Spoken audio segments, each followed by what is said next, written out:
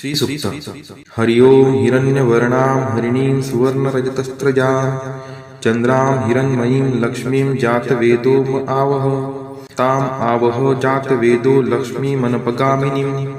यस्यां हिरण्यं विन्देयं कामश्वपुरुषानहम् अश्वपूर्वामृतमद्यां हस्तिनादप्रबोधिनीं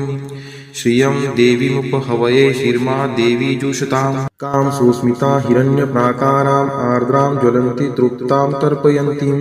पद्मे स्थितां पद्मवर्णां तामिहोपहवये श्रियं चन्द्राप्रभासां यशसा ज्वलन्ति श्रियं लोके देवजुष्टामुदारां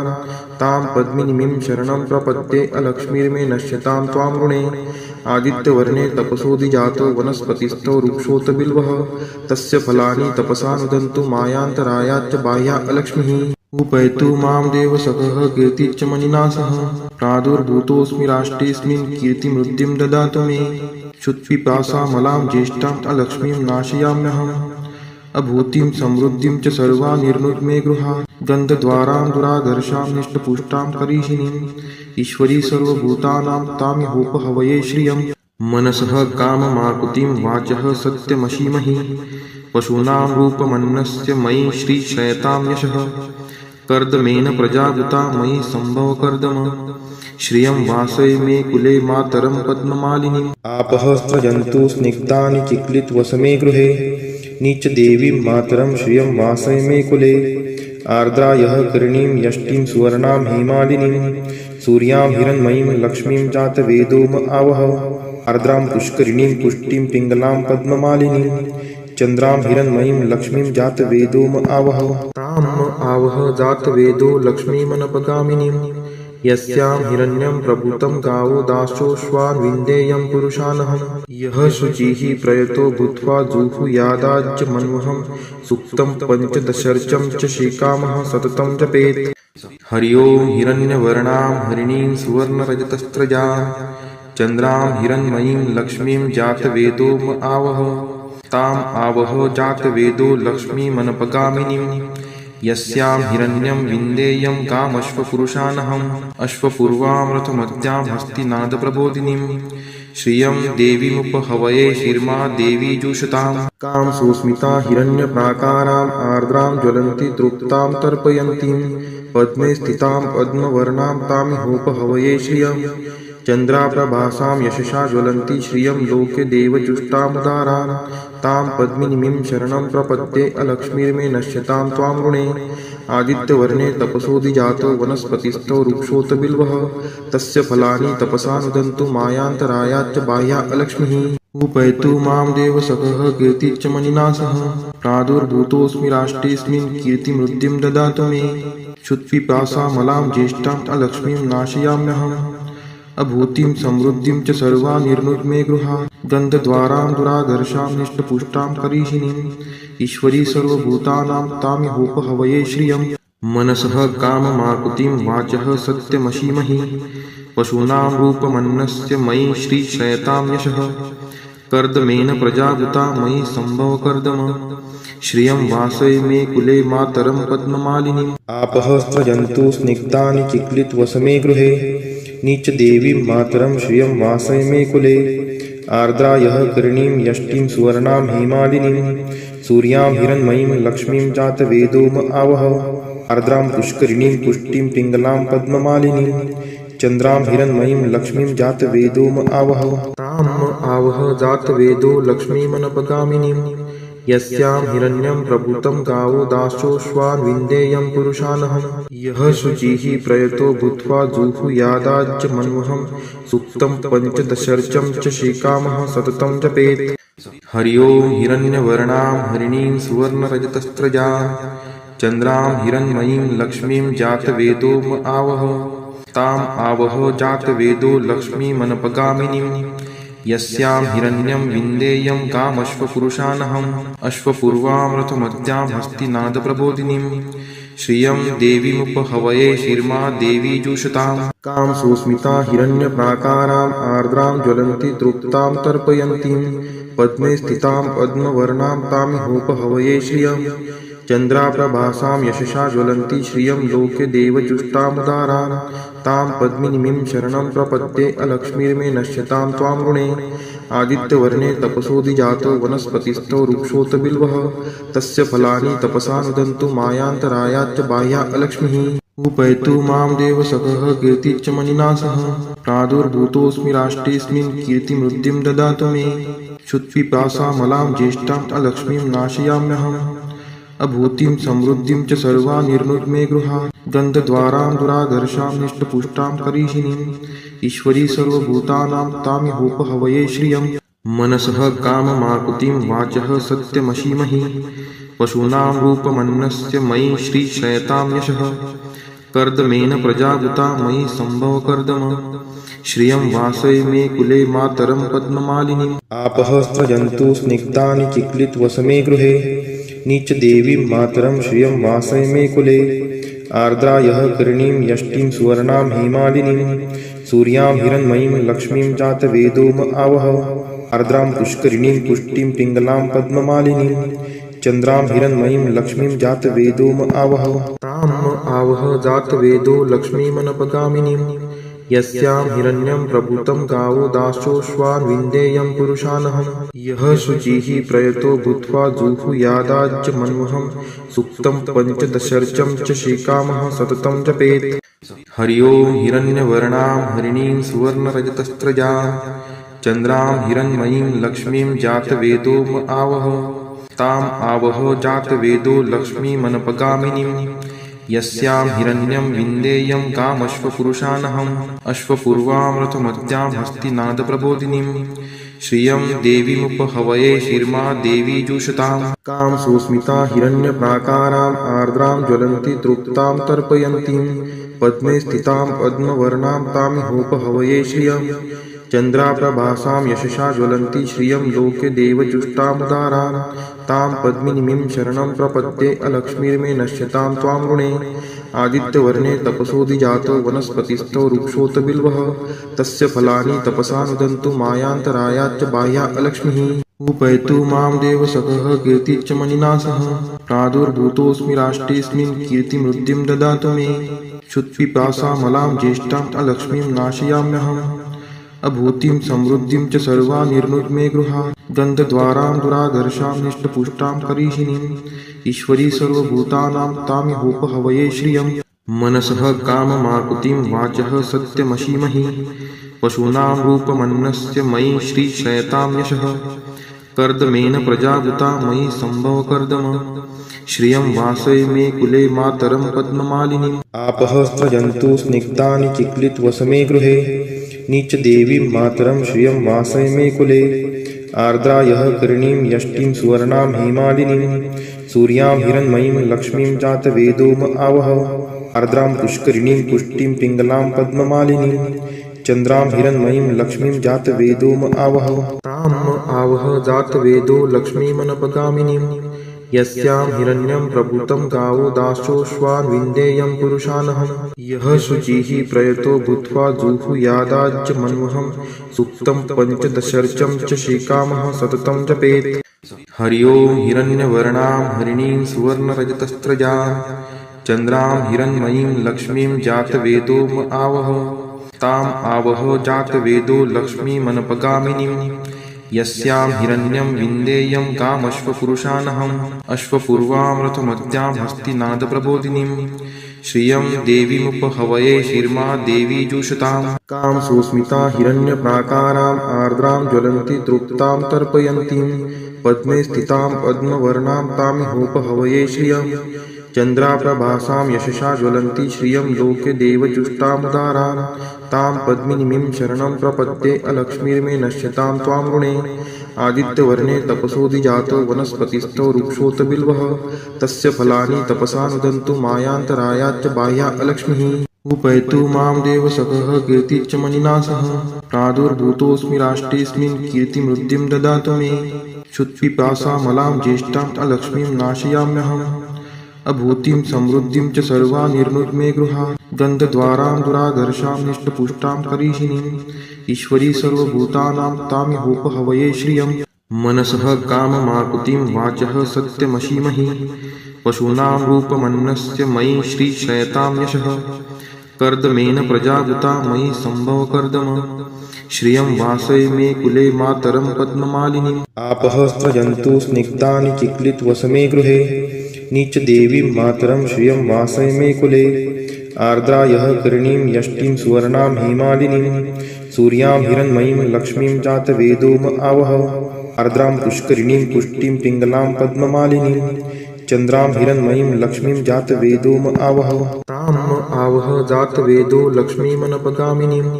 यस्यां हिरण्यं प्रभूतं गावो दासोऽश्वान् विन्देयं पुरुषानहं यः शुचिः प्रयतो भूत्वा जुहुयादाज्यमन्वहं सूक्तं पञ्चदशर्चं च श्रीकामः सततं जपेत् हरि ओं हिरण्यवर्णां हरिणीं सुवर्णरजतस्त्रजां चन्द्रां हिरण्मयीं लक्ष्मीं जातवेदोम आवह ताम् आवह जातवेदो लक्ष्मीमनपगामिनीं यस्यां हिरण्यं विन्देयं कामश्वपुरुषानहम् अश्वपूर्वां रथमद्यां हस्तिनादप्रबोधिनीं श्रियं देवीमुपहवये शिर्मा देवी जुषताम् कां सुस्मिता हिरण्यप्राकाराम् आर्द्रां ज्वलन्ति तृप्तां तर्पयन्तीं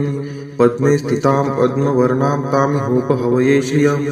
चन्द्राप्रभासां यशसा ज्वलन्ति श्रियं लोके देवजुष्टामुदारां तां पद्मिनीं शरणं प्रपद्ये अलक्ष्मीर्मे नश्यतां त्वां ऋणे आदित्यवर्णे तपसोऽधिजातो वनस्पतिस्थो वृक्षोऽत बिल्वः तस्य फलानि तपसा नुदन्तु मायान्तरायाच्च बाह्या अलक्ष्मीः उपैतु मां देवसखः कीर्तिश्च मणिना सह प्रादुर्भूतोऽस्मि राष्ट्रेऽस्मिन् कीर्तिमृद्धिं ददातु मे क्षुत्पिपासामलां ज्येष्ठाम् अलक्ष्मीं नाशयाम्यहम् अभूतिं समृद्धिं च सर्वा निर्नुद्मे गृहा गन्धद्वारां दुराधर्षां निष्टपुष्टां करीषिणीं ईश्वरी सर्वभूतानां तामिहोपहवये श्रियं मनसः काममाकुतिं वाचः सत्यमशीमहि पशूनां रूपमन्नस्य मयि श्रीशयतां यशः कर्दमेन प्रजावृता मयि सम्भव कर्दम श्रियं वासय मे कुले मातरं पद्ममालिनीम् आपः स्रजन्तु स्निग्धानि चिक्लितवसमे गृहे नीच देवीं मातरं श्रियं वासय मे कुले आर्द्रायः करणीं यष्टिं सुवर्णां हेमालिनीं सूर्यां हिरण्मयीं लक्ष्मीं जातवेदोम आवह आर्द्रां पुष्करिणीं पुष्टिं पिङ्गलां पद्ममालिनीं चन्द्रां हिरण्मयीं लक्ष्मीं जातवेदोम आवह ताम् आवह जातवेदो लक्ष्मीमनपगामिनीं यस्यां हिरण्यं प्रभूतं गावो दासोऽश्वान् विन्देयं पुरुषानहं यः शुचिः प्रयतो भूत्वा जुहुयादाज्यमन्वहं सूक्तं पञ्चदशर्चं च श्रीकामः सततं जपेत् हरि ओं हिरण्यवर्णां हरिणीं सुवर्णरजतस्त्रजां चन्द्रां हिरण्मयीं लक्ष्मीं जातवेदोम आवह ताम् आवह जातवेदो लक्ष्मीमनपगामिनीं यस्यां हिरण्यं विन्देयं कामश्वपुरुषानहम् अश्वपूर्वां रथमद्यां हस्तिनादप्रबोधिनीं श्रियं देवीमुपहवये शिर्मा देवी जुषताम् कां सुस्मिता हिरण्यप्राकाराम् आर्द्रां ज्वलन्ति तृप्तां तर्पयन्तीं पद्मे स्थितां पद्मवर्णां तामिहोपहवये श्रियं चन्द्राप्रभासां यशसा ज्वलन्ति श्रियं लोके देवजुष्टामुदारां तां पद्मिनीं शरणं प्रपद्ये अलक्ष्मीर्मे नश्यतां त्वां ऋणे आदित्यवर्णे तपसोऽधिजातो वनस्पतिस्थो वृक्षोऽत बिल्वः तस्य फलानि तपसा नुदन्तु मायान्तरायाच्च बाह्या अलक्ष्मीः उपैतु मां देवसखः कीर्तिश्च मणिना सह प्रादुर्भूतोऽस्मि राष्ट्रेऽस्मिन् कीर्तिमृद्धिं ददातु मे क्षुत्पिपासामलां ज्येष्ठाम् अलक्ष्मीं नाशयाम्यहम् अभूतिं समृद्धिं च सर्वा निर्नुद्मे गृहा गन्धद्वारां दुराधर्षां निष्टपुष्टां करीषिणीं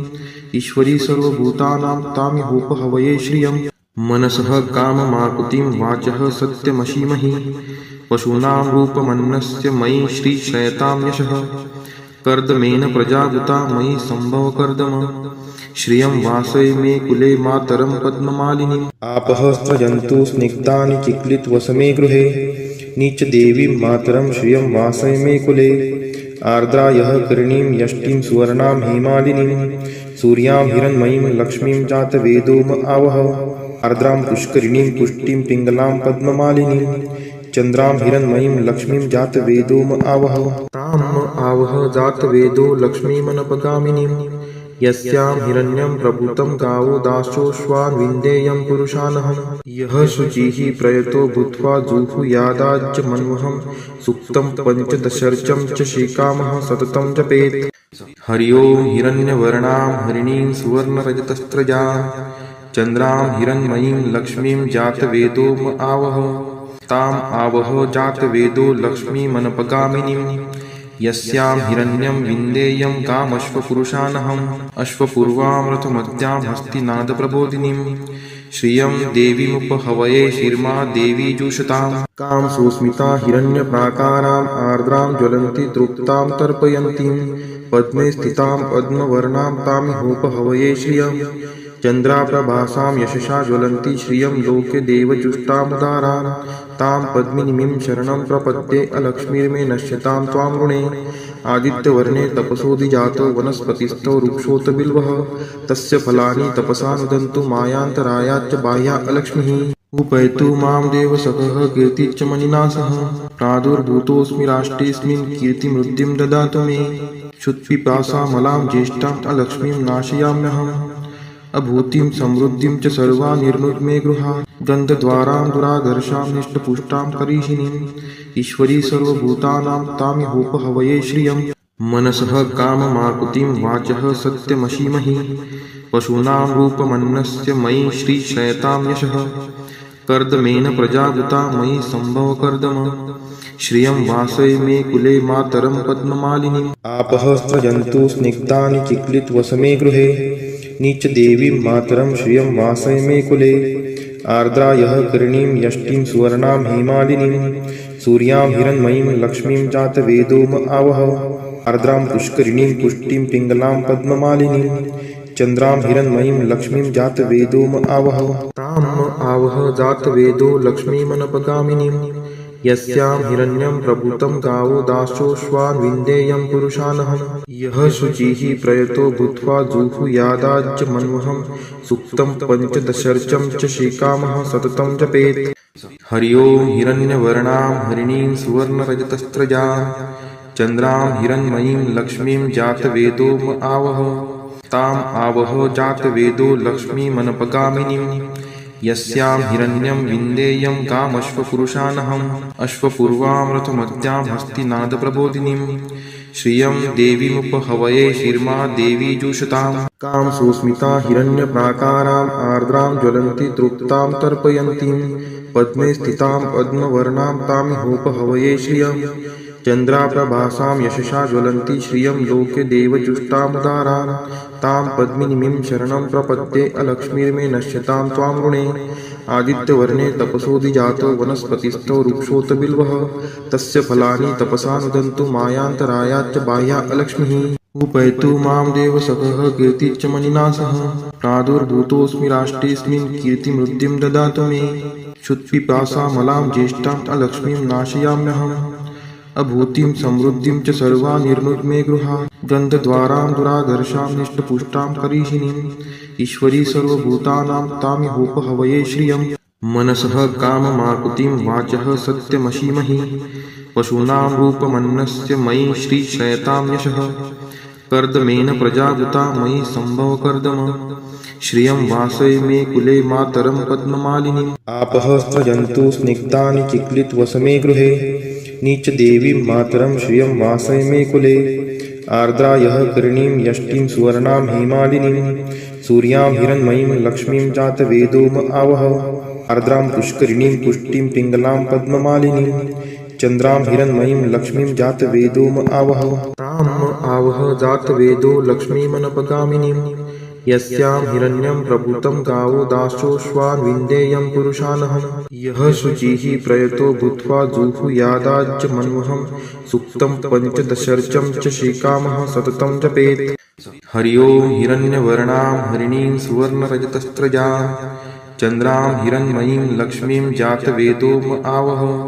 ताम् आवह जातवेदो लक्ष्मीमनपगामिनीं यस्यां हिरण्यं विन्देयं कामश्वपुरुषानहम् अश्वपूर्वामृतमद्यां हस्तिनादप्रबोधिनीं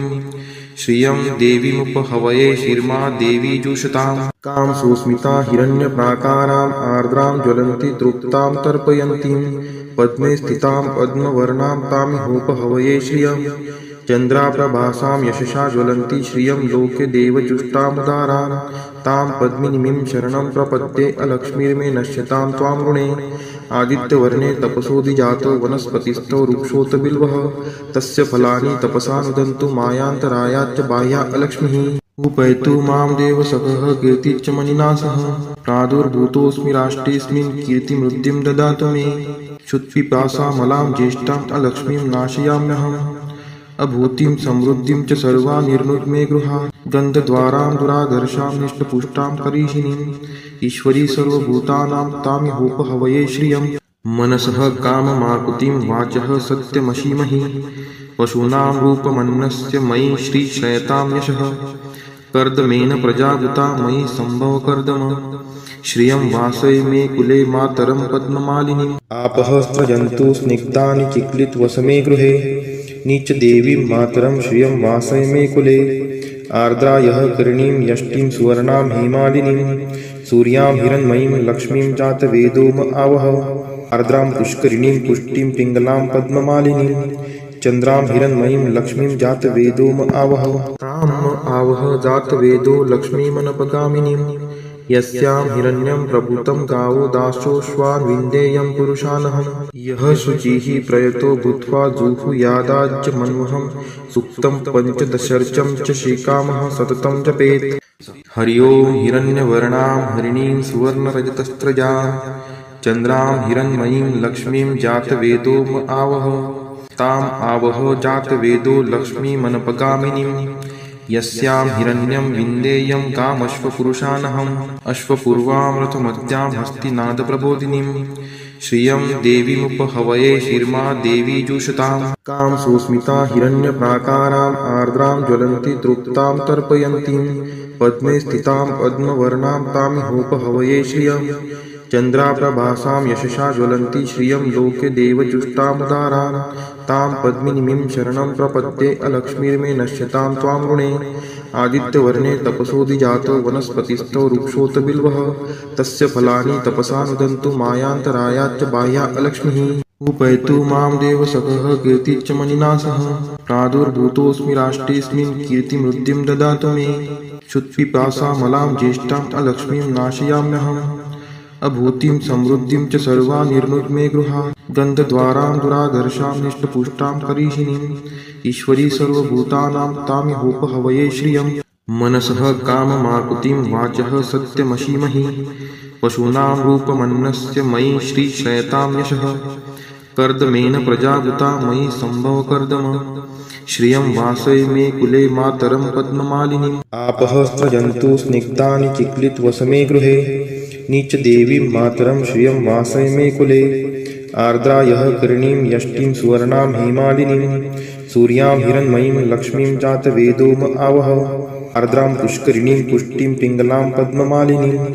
चन्द्रां हिरण्मयीं लक्ष्मीं जातवेदोम आवह ताम् आवह जातवेदो लक्ष्मीमनपगामिनीं यस्यां हिरण्यं प्रभूतं गावो दासोऽश्वान् विन्देयं पुरुषानहं यः शुचिः प्रयतो भूत्वा जुहुयादाज्यमन्वहं सुक्तं पञ्चदशर्चं च श्रीकामः सततं जपेत् हरि ओं हिरण्यवर्णां हरिणीं सुवर्णरजतस्त्रजां चन्द्रां हिरण्मयीं लक्ष्मीं जातवेदोम आवह ताम् आवह जातवेदो लक्ष्मीमनपगामिनीं यस्यां हिरण्यं विन्देयं कामश्वपुरुषानहम् अश्वपूर्वामृतमत्यां हस्तिनादप्रबोधिनीं श्रियं देवीमुपहवये शिर्मा देवी जुषताम् कां सुस्मिता हिरण्यप्राकाराम् आर्द्रां ज्वलन्ति तृप्तां तर्पयन्तीं पद्मे स्थितां पद्मवर्णां तामिहोपहवये श्रियं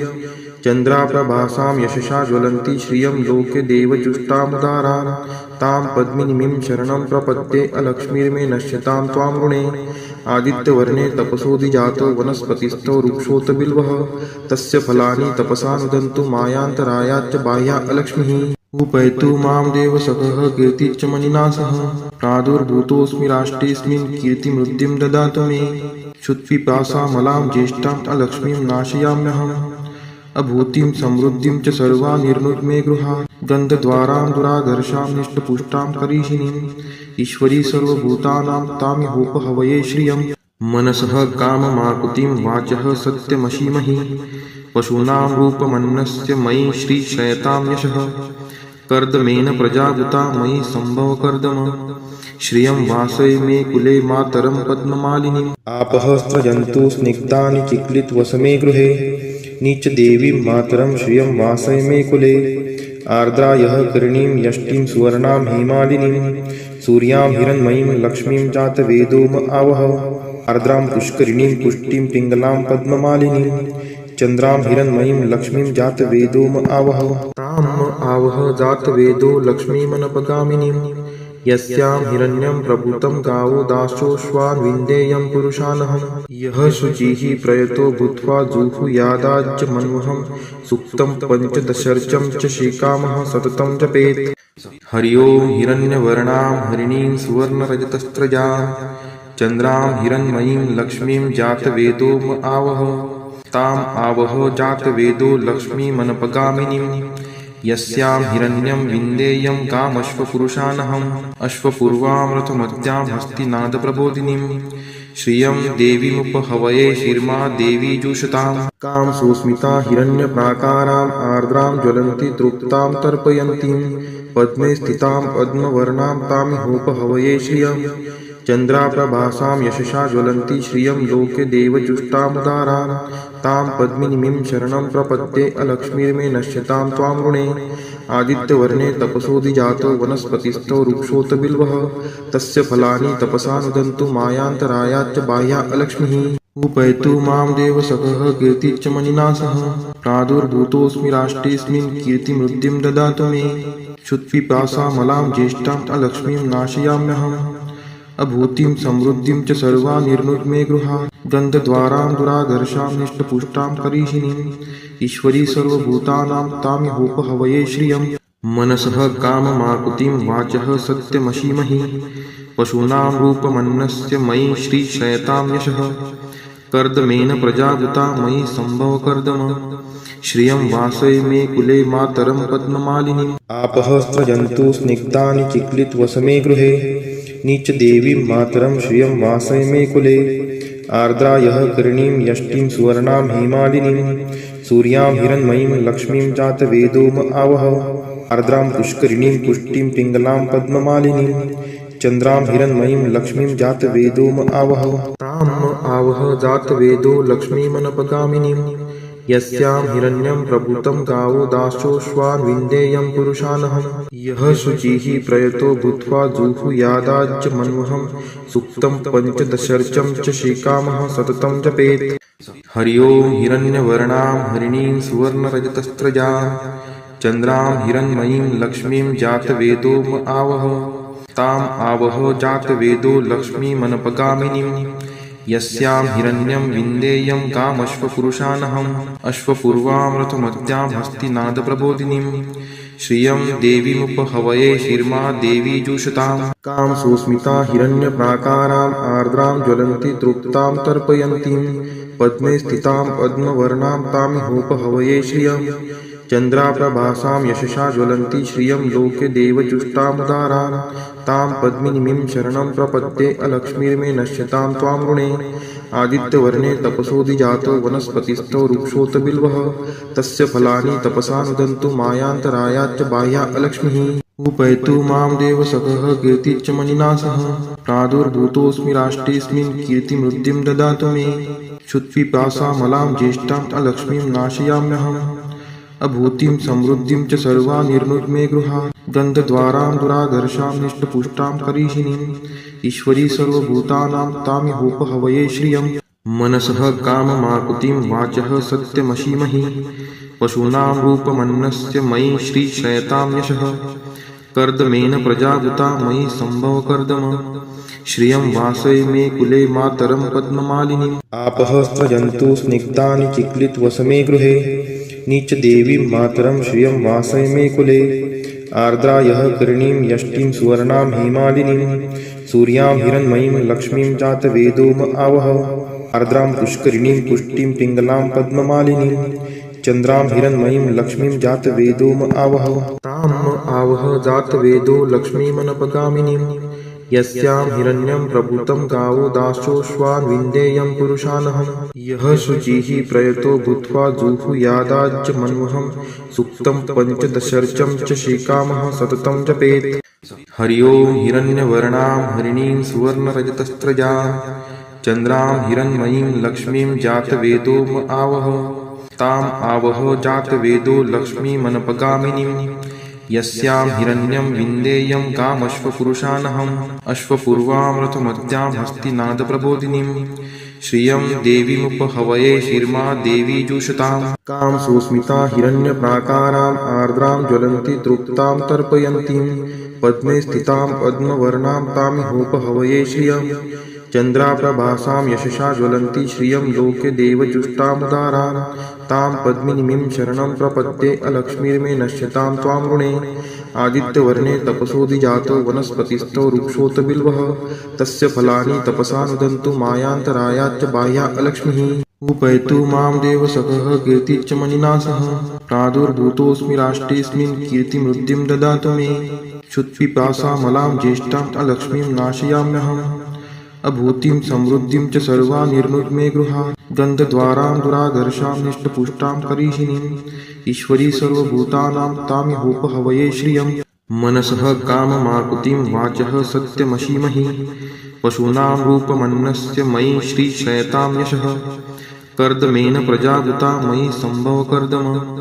श्रियं वासय मे कुले मातरं पद्ममालिनीम् आपः स्रजन्तु स्निग्धानि चिक्लितवसमे गृहे नीच देवीं मातरं श्रियं वासय मे कुले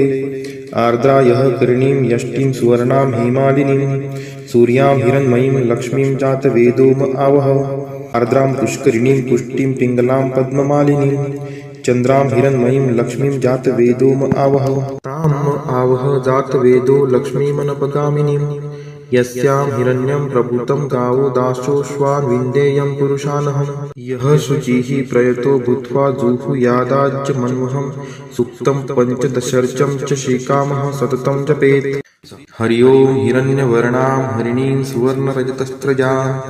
चंद्रां हिरण्मयीं लक्ष्मीं जातवेदोम आवह ताम आवह जातवेदो लक्ष्मीमनपगामिनीं यस्यां हिरण्यं विन्देयं कामश्वपुरुषानहम् अश्वपूर्वामृतमत्यां हस्तिनादप्रबोधिनीं श्रियं देवीमुपहवये शिर्मा देवी जुषतां कां सुस्मिता हिरण्यप्राकाराम् आर्द्रां ज्वलन्ति तृप्तां तर्पयन्तीं पद्मे स्थितां पद्मवर्णां तामिहोपहवये श्रियं चन्द्राप्रभासां यशसा ज्वलन्ति श्रियं लोके देवजुष्टामुदारां तां पद्मिनीं शरणं प्रपद्ये अलक्ष्मीर्मे नश्यतां त्वां ऋणे आदित्यवर्णे तपसोऽधिजातो वनस्पतिस्थो वृक्षोऽत बिल्वः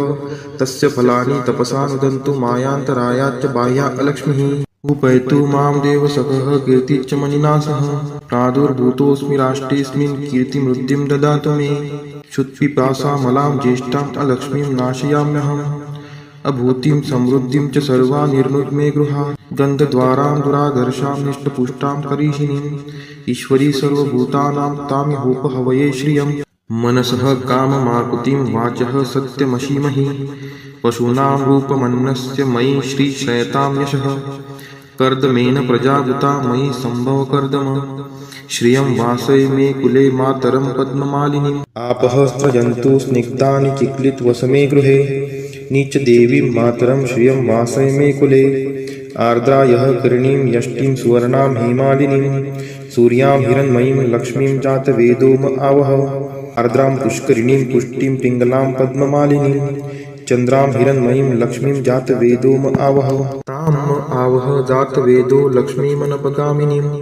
यस्यां हिरण्यं प्रभूतं गावो दासोऽश्वान् विन्देयं पुरुषानहं यः शुचिः प्रयतो भूत्वा जुहुयादाज्य मन्वहं सूक्तं पञ्चदशर्चं च श्रीकामः सततं जपेत् फलश्रुति पद्मानने पद्म उरु पद्माक्षि पद्मसंभवे तन्मे भजसि पद्माक्षि येन सौख्यमलभाम्यहम् अश्वदायै गोदायै धनदायै महाधने